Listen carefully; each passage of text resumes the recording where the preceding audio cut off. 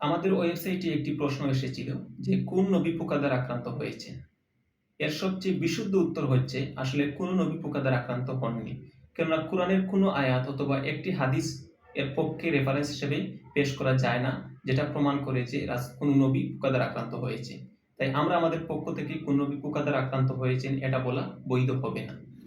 এছাড়া আমরা যদি দেখি তাহলে সাধারণ বিবেক যেটা আমাদেরকে বলে সেটা হচ্ছে প্রত্যেক নবী যেহেতু পৃথিবীতে আল্লাহ সুবহানাহু ওয়া তাআলার পক্ষ থেকে বিশেষ এক দাওয়াত নিয়ে পৃথিবীতে এসেছিলেন, তাদের কাজ ছিল মানুষদেরকে দ্বীনের দাওয়াত দেওয়া, শিরক থেকে বিরত রাখা। এখন কোনো নবী যদি পোকা দ্বারা আক্রান্ত হয়ে যান তাহলে মানুষ তাদের কথা শুনতে চাইবে না, তাদেরকে ঘৃণা করে মানুষ দূরে থাকতে চাইবে।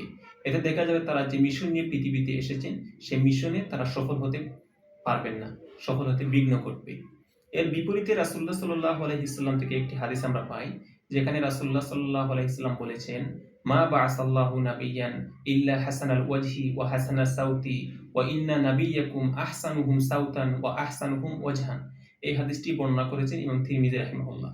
হাদিসের অর্থ হচ্ছে যে প্রত্যেক নবীকে আল্লাহ সুবহানাহু ওয়া তাআলা সুন্দর চেহারা এবং সুন্দর কণ্ঠের অধিকারী করে পৃথিবীতে প্রেরণ করেছেন। আর তাদের মধ্য থেকে সর্বোত্তম ও সর্বশ্রেষ্ঠ কণ্ঠ ও চেহারার অধিকারী হচ্ছেন তোমাদের নবী। এই হাদিস থেকে আমরা বুঝতে পারি যে প্রত্যেক নবী সুন্দর চেহারা, সুন্দর কণ্ঠের অধিকারী ছিলেন, যা দ্বারা তারা মানুষদেরকে প্রভাবিত করতে পারতেন, মানুষদেরকে আকর্ষণ করতে পারতেন।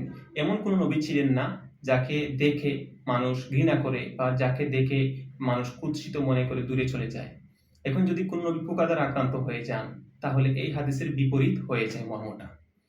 অনেকে ধারণা করেন যে আইয়ুব আলাইহিস সালাতু ওয়াস সালাম মনে হয় পোকা দ্বারা আক্রান্ত হয়েছিলেন, কিন্তু তাদের এই ধারণাটি সম্পূর্ণ ভুল। তাদের ধারণার ভিত্তি হচ্ছে পবিত্র কোরআনের দুটি আয়াত, যে দুটি আয়াতে আল্লাহ সুবহানাহু ওয়া তাআলা আইয়ুব আলাইহিস সালাতু ওয়াস সালাম একটি কঠিন রোগে আক্রান্ত হয়েছিলেন এর বর্ণনা দিয়েছেন। একটি আয়াত হচ্ছে সূরা আম্বিয়ার ৮৩ নম্বর আয়াত, যেখানে আল্লাহ সুবহানাহু ওয়া তাআলা বলছেন, ওয়াজকুর আবদানা আইয়ুবা ইয নাদা রাব্বাহু আন্নী মাসসানিয়া দুররু, যে আমার বান্দা আইয়ুবের কথা স্মরণ করো যখন সে তার রবকে ডেকে বলল আমাকে রোগ আক্রান্ত করেছে। আরেকটি আয়াত হচ্ছে এরকমই, যেখানে তিনি বলছেন আন্নী মাসসানিয়া শায়তানু বিনুসবিন ওয়া আযাব, যে আমাকে শয়তান কষ্ট আর যন্ত্রণা দ্বারা স্পর্শ করেছে। তো এই দুটি আয়াতের কোথাও তিনি যে পোকা দ্বারা আক্রান্ত হয়ে গিয়েছিলেন এ বিষয়ে কোনো কিছু নেই। তাই আমরা আমাদের পক্ষ থেকে বাড়িয়ে এটা বলতে পারি না যে তিনি পোকা দ্বারা আক্রান্ত হয়ে গিয়েছিলেন। ইমাম কুরতুবী রাহিমাহুল্লাহ বলেন, পবিত্র কোরআনের এই দুটি আয়াত এবং একটি বিশুদ্ধ হাদিস ব্যতীত আইয়ুব আলাইহিস সালাতু ওয়াস সালাম সম্পর্কে কোনো কিছুই বিশুদ্ধ নেই। যত কিছু বর্ণনা হোক, মানুষ হয়তো কোনো মাওদু বা ইসরায়েলি বর্ণনা থেকে বলতে পারে যে তিনি পোকা দ্বারা আক্রান্ত হয়ে গিয়েছিলেন, কিন্তু সেগুলো গ্রহণযোগ্য নয়। গ্রহণযোগ্য হচ্ছে সেই দুটি আয়াত, যে দুটি আয়াত কোরআনে এসেছে, আমরা একটু পূর্বে আলোচনা করেছি।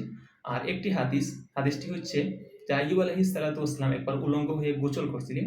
তো গোসলের সময় আকাশ থেকে কিছু স্বর্ণের পতঙ্গ জমিনে নেমে আসে। তিনি সেই পতঙ্গগুলোকে কুড়িয়ে তার জামার মধ্যে রাখতে থাকেন। সে সময় অদৃশ্য থেকে একটি আওয়াজ আসে, যেখানে বলা হয়, আইয়ুব, আমি কি তোমাকে এগুলো থেকে অমুকাপেক্ষী করে রাখিনি?